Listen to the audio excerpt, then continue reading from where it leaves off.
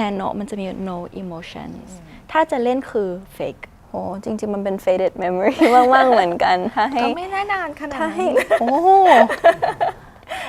ก็นานอยู่แหละถ้ายูพูดแล้วยูสนุกยูก็ทำไปแต่เราก็แค่ไม่รับรู้เราก็แค่ไม่เอามาใส่ใจชีวิตมันมีอะไรเยอะมากที่ต้องเจอที่ต้องทำน่ารักอยู่กับคนดีๆเพราะว่า your environment น่ะจะ shape your mindset สวัสดีค่ะผู้ติดตามบาซาร์ไทยแลนด์ทุกท่านนะคะตอนนี้เรากำลังอยู่ในรายการบาซาร์ทอล์กนะคะกับดิฉันสายสุทธออนอังคาวนิชบรรณาธิการบทความของนิตยสารแฟชั่น Harper's Bazaar Thailand นะคะแล้วตอนนี้เราก็กำลังอยู่กับเบกกี้อาร์มสตอร์ สวัสดีค่ะ มิวส์ของเรานะคะติดตามผลงานของเธอกันอยู่ จากเรื่องเด็กใหม่ The Reset นะคะวันนี้เราก็มาคุยกันเบกกี้เป็นไงบ้างคะช่วงนี้สวัสดีค่ะช่วงนี้ก็ทำงานทุกๆวันแล้วก็จริงๆเพิ่งปิดกล้องอีกเรื่องหนึ่งไปอยากรู้ว่าพอ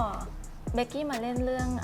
เด็กใหม่แล้วพอเล่นไปเรานึกถึงแบบตัวเองตอนสมัยเรียนบ้างไหม จริงๆมันก็เป็นบางเรื่องราวที่เราก็อาจจะเคยเจออะไรแบบนั้นเหมือนกันเนาะมันเป็นแบบ6 EP เนี่ยมันแบบ close กับ personal situations มากๆมันสามารถ relate ได้ง่ายมากๆอยู่เหมือนกันค่ะเราอาจจะเคยได้ยินเรื่องราวแบบนี้หรืออาจจะเคยโดนเองหรืออะไรอย่างเงี้ยค่ะก็ทำให้เวลาเราอิน like เวลาเราอยู่ในบทอะค่ะมันยิ่งอินเข้าไปยิ่ง EP ที่เพิ่งผ่านไปค่ะชื่อว่า Hater EP 3อะค่ะมันเกี่ยวกับ cyberbullyingซึ่งเชื่อว่าทุกคนเคยเจอสิ่งนี้เรียกได้ว่าสิ่งที่เกิดขึ้นในเรื่องมันก็เป็นความคลาสสิกของเด็กนักเรียนที่แบบจะต้องเจออะไรแบบนี้อยู่บ้างใช่เราไม่อยากให้มันถูก normalize นะเพราะว่ามันไม่ควรถูก normalize at all แต่ยอมรับว่ามันหลีกเลี่ยงที่จะเจอไม่ได้มีทั้งหมด6 EP 6 EP ค่ะตอนไหนที่เล่นแล้วรู้สึกว่ายากที่สุด อยากบอกว่าทุกตอนเลยค่ะคือทุกตอน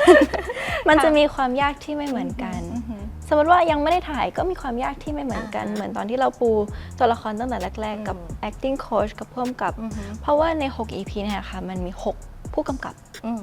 แต่ละสไตล์จะไม่เหมือนกันเทคนิคจะไม่เหมือนกันการเล่าเรื่องจะไม่เหมือนกันสีสัน color ของรสชาติที่เขาอยากให้มันออกมาค่ะมันจะไม่เหมือนกันเราต้องทำกันบ้านหนักมากๆที่เนี่ยมันไม่ใช่แค่ภาษาไทยที่เราต้องทำกันบ้านมันกลายเป็นทุกๆอย่างของตัวละครคนนี้กับทั้งเส้นเรื่องอะค่ะ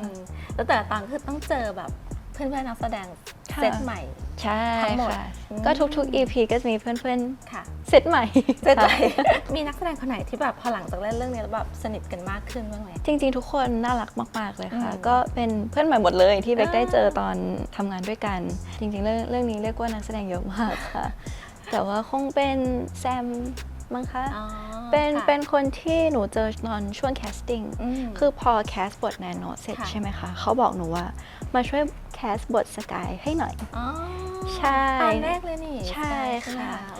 แล้วหนูก็ต้องไปเล่นกับหลายๆคนอะไรเงี้ยค่ะแล้วรู้สึกว่าคนเนี้ยเขารู้สึกมี energy ที่ดีเข้าซีนด้วยเรารู้สึก positive รู้สึกสนุกรู้สึกแบบน่าเอ็นดูอะค่ะแล้วพออยู่ในเซตด้วยกันก็คือ lively have fun มากๆเป็นคนตลกคนนึงเลยค่ะ energy ดีมากมันค่อนข้างเข้มข้นนะเราก็ต้องแบบกลั้นกันนิดนึงซีนแรกเลยค่ะถ้าได้ดูใช่ไหมคะก็คือเขากำลังจะแบบไม่อยู่แล้วบนโลกใบนี้ซีนนั้นหนูสงสารเขามากเลยนะเพราะว่าถ้าถอดความเป็นคาแรคเตอร์ออกเป็นตัวเขาคือเขาอยู่ตรงนั้นแบบหลายชั่วโมงใช่เราก็เลยแบบความเป็นเบกกี้มันจะแบบมีความโอเคหรือเปล่าอายุโอเคไหมเอาอะไรไหมแต่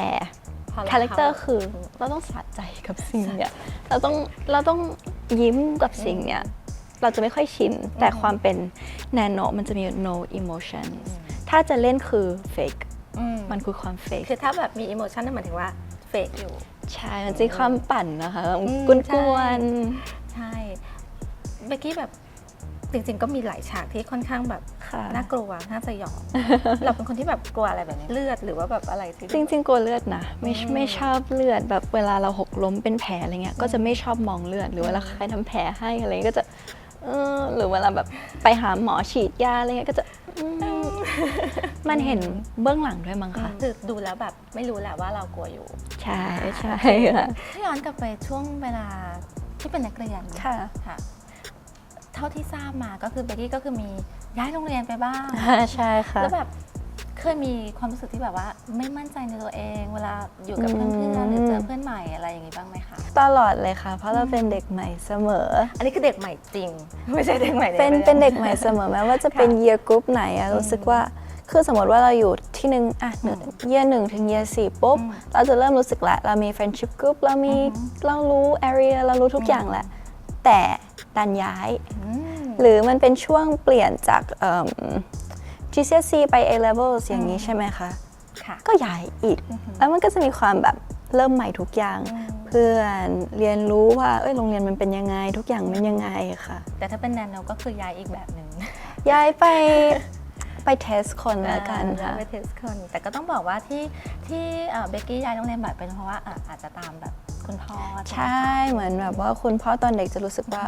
อยากให้ family อยู่ด้วยกัน เพราะมันเป็นช่วงเด็กอะอยากให้มี memories ที่ดีค่ะ แต่พอโตขึ้นแล้วมันจะมีความโอเคทุกคนมีหน้าที่ของตัวเองใช่ไหมคะ ก็เบกกี้ทำงานลิชชี่ทำงาน คุณแม่ทำงานทุกคนนะคะมันก็เลยจับโอเคไม่เป็นไรไม่ต้องไปทุกที่ด้วยกัน แต่ก็เดินทางเยอะอยู่ดีค่ะ อะไรคือเหตุการณ์ที่แบบดีที่สุดประทับใจที่สุดในสมัยเรียน แล้วก็เหตุการณ์อะไรที่แบบจำไปอีกนานเลย โอ้จริงๆมันเป็น faded memory มากๆเหมือนกันถ้าให้ ก็ไม่ได้นานขนาด ถ้า นั้ ให้ น โอ้ก็นานอยู่แหละ คงพูดว่ามันก็คงเป็น opportunity ที่ได้รับแหละเราไปโน่นไปนี่เจอผู้คนมากมายหลายแบบ ดีไม่ดีมันมีทุกอย่างอ่ะมันคือ life lesson ที่เราค่อยๆเรียนรู้ระหว่างเติบโต อันนี้เป็นเรื่องเซอร์ไพรส์มากแบบพอรู้สิ่งที่เบกกี้กำลังเรียนอยู่ ตอนนี้เบกกี้กำลังเรียนอะไรอยู่คะ อ๋อจริงๆเบกก็เรียนกฎหมายใช่ไหมคะ criminology กับ psychology ใช่แต่ช่วงเนี้ย take a break ต้องเบรกก่อน เพราะว่าไม่ไหวค่ะ มันทำงานเยอะมากๆเลยค่ะ โอ้ยมัน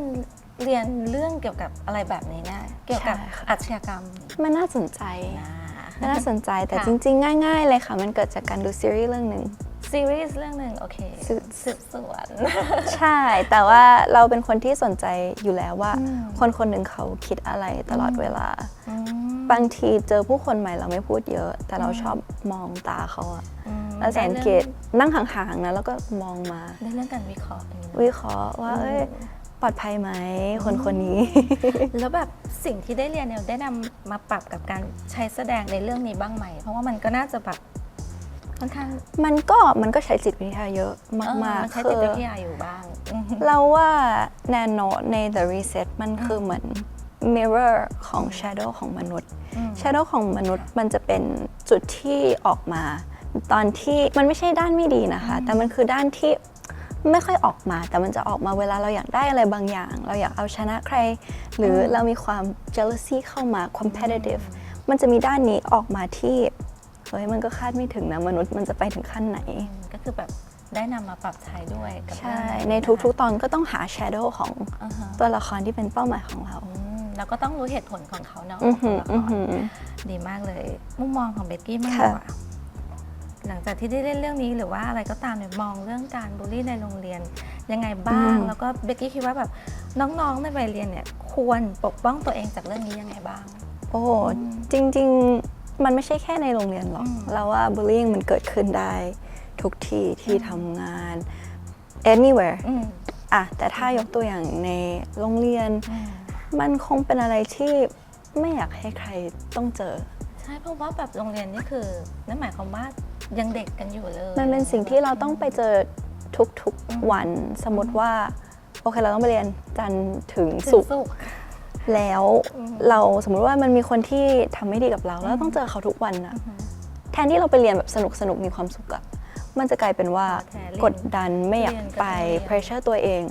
และยิ่งถ้ามันเป็นมาในรูปแบบของตัวที่เฮ้ยห้ามไปเล่าให้คนนั้นฟังห้ามไปบอกคนเนี้ยมันอึดอัดมากเลยนะ นั่นควรจะต้องทำยังไงดี ถ้าแบบเกิดน้องๆสักคนแบบเจอเหตุการณ์แบบนี้เบกกี้อยากแนะนำแบบยังไงบ้างคะ จริงๆเบกกี้อยากแนะนำว่าไม่ต้อง fight back ไม่ต้องไปเป็นเขาหรอกไปให้เขาเป็นแบบนั้น ถ้าเขามีความสุขก็ปล่อยเขาไป เราเป็นตัวเราเนี่ยแหละ แล้วก็เราก็ไปบอกคนที่เราไว้ใจ อาจจะเป็นเพื่อนอาจจะเป็นครอบครัว อาจจะเป็นคุณครูเราไม่รู้นะว่าแต่ละคนมันไม่เหมือนกัน แต่ไม่อยากให้เก็บด้วยตัวเอง อย่าเก็บ แต่ก็ ไว้ ไม่ต้องไปไฟแบ็กเหมือนกัน อืม ใช่ค่ะ อย่าไปทำแบบล้างแค้นอะไรแบบนี้ ใช่ แก้แค้น ใช่ มันไม่เกิดผลดี ใช่ค่ะใช่ นะคะโอเค ในยุคที่คนแบบชอบเปรียบเทียบกัน อือฮึ เบกกี้คิดว่าการเป็นตัวเองเนี่ยสำคัญยังไง แล้วว่าสำคัญมาก อืม แล้วว่า อือฮึ สมัยนี้การเปรียบเทียบมันมาง่ายมาก อืม แล้วมันรอบตัวสุด อืม ๆ สมมติว่าเราได้ยินคนรอบตัวยูต้องเป็นแบบนั้นยูต้องเป็นแบบนี้เอ้ยเป็นแบบคนนี้สิ อืม ไม่นะเบกว่าการเป็นตัวเองอ่ะมันดีที่สุดแล้วถึงสมมติว่ามี2คนที่หน้าตาคล้ายกัน แต่ personality เขาไม่มีทาง 100% ที่เหมือนกัน อืม ก็เลยรู้สึกว่าเอ้ยเราก็เป็นตัวของตัวเองเนี่ยแหละ อืม เบกจะชอบบอกตัวเองว่า my only competition is myself อืม คนที่เบกกี้อยากเอาชนะคือเบกเองอะไม่ใช่คนอื่น เอาชนะตัวเองดีที่สุด ใช่ คือเราเคยมีความกังวลบ้างไหมเวลาคนพูดอะไรว่าเราบ่อยๆอย่างเงี้ยแล้วเอาชนะความรู้สึกมันยังไงบ้างคะ กังวลไหมมันก็เคยมีแต่มันไม่มีแล้ว อืม เพราะว่ามันก็ใช้เวลานานมากๆเหมือนกันที่จะข้ามผ่านเส้นนั้น อืม ที่มันไม่รู้สึกอะไรตรงนั้นแล้ว อืม เรารู้สึกว่าถ้ายูพูดแล้วยูสนุกยูก็ทำไป อืม แต่เราก็แค่ไม่รับรู้ อืม เราก็แค่ไม่เอามาใส่ใจ อืม ชีวิตมันมีอะไรเยอะมาก อืม ที่ต้องเจอที่ต้องท ค่ะอืม ำเราขอไม่เอาสิ่งนี้มาใส่ใจ อืม แต่จะพูดเสมอว่าถ้ามันเป็นสิ่งที่เรารับรู้แล้วมันทำให้มันดีขึ้น อืมค่ะ อันนี้เรารับเสมอ มากเลยนะคะ ทีนี้สุดท้ายแล้วอยากบอกอะไรกับน้องๆนักเรียน อืม นักศึกษาในยุคนี้บ้าง ในฐานะที่รับบทนันโนนะคะอยากบอกอะไรเด็กๆบ้าง เป็นเด็กดีนะคะ อยากให้เป็นเด็กดีนะคะ ไม่งั้นนันโนจะไปหา อยากเจอเหรออืม ค่ะ อยากให้ enjoy มั้ง อื ค่ะ ม แบบโอเคการไปเรียนมันก็ต้องตั้งใจเรียนแหละ อืม แต่ enjoy ทุกๆ moment เพราะเวลามันผ่านไปไวจริง อืม ๆ สมมติว่าเรามีสอบอะไรเงี้ยเราก็ตั้งใจสอบ แต่เราต้องมี free time ให้ตัวเองเหมือนกันทำในสิ่งที่เรารักอยู่กับคนดีๆ เพราะว่า your environment อะ just shape your mindset your physical your mental ทุกๆ อย่างอะ choose ดีๆ จริงๆ ค่ะ อืม อืม โอเคค่ะ โอเคค่ะ และนี่ก็คือเบกกี้อัมสตองนะคะ ค่ะ ก็สำหรับวันนี้ก็สนุกมากๆเลยนะคะ ค่ะ ขอบคุณเบก ขอบคุ กี้ ณ มา ค่ะ กนะคะ ก็ไว้โอกาสหน้ามาพบกันใหม่ในรายการภาษาทองนะคะ ค่ะ สำหรับวันนี้ก็ขอไปก่อนแล้วก็ฝากผลงานของเบกกี้ด้วย ค่ะ เรื่องของเรานะคะ